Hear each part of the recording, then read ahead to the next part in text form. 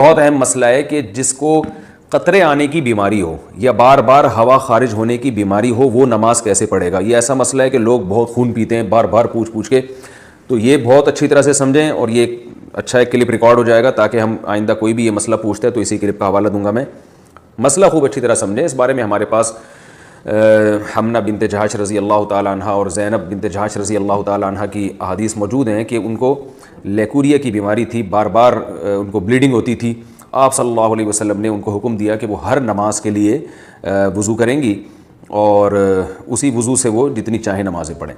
تو اس سے علماء نے استدلال کیا ہے کہ کسی کا وضو ٹھہرتا ہی اگر نہیں ہے کہ وہ یعنی جب بھی نماز پڑھتا ہے تو نماز کے دوران وضو ٹوٹ جاتا ہے یا نماز سے پہلے ہی ٹوٹ جاتا ہے, تو وہ یعنی ہوا خارج ہوتی ہو یا پیشاب کا قطرہ نکلتا ہو تو بار بار وضو ٹوٹ رہا ہے, تو ایسا شخص پھر معذوروں کی فہرست میں داخل ہے. معذور کا حکم یہ ہے کہ وہ ایک وضو سے اس وقت کے اندر جتنی چاہے نمازیں پڑھ لے, فرض نماز بھی, سنت بھی, نوافل بھی. جب وقت ختم ہوگا تو اس کا وضو ٹوٹ جائے گا.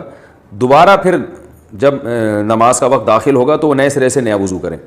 تو جو بیماری ان کو لاحق ہوئی ہے اس بیماری کی وجہ سے وضو نہیں ٹوٹے گا. جیسے کسی کو پیشاب کے قطروں کا مرض ہے تو ایسا معذور کا پھر پیشاب کا قطرہ نکل گیا تو وضو نہیں ٹوٹے گا.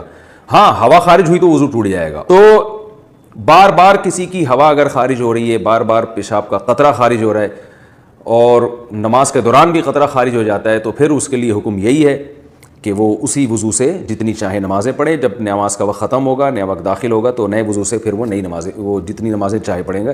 یعنی ایک وضو سے وہ اگلے وقت کی نمازیں نہیں پڑھ سکتا بس, لیکن کسی اور وجہ سے وضو ٹوٹا تو ٹوٹ جائے گا.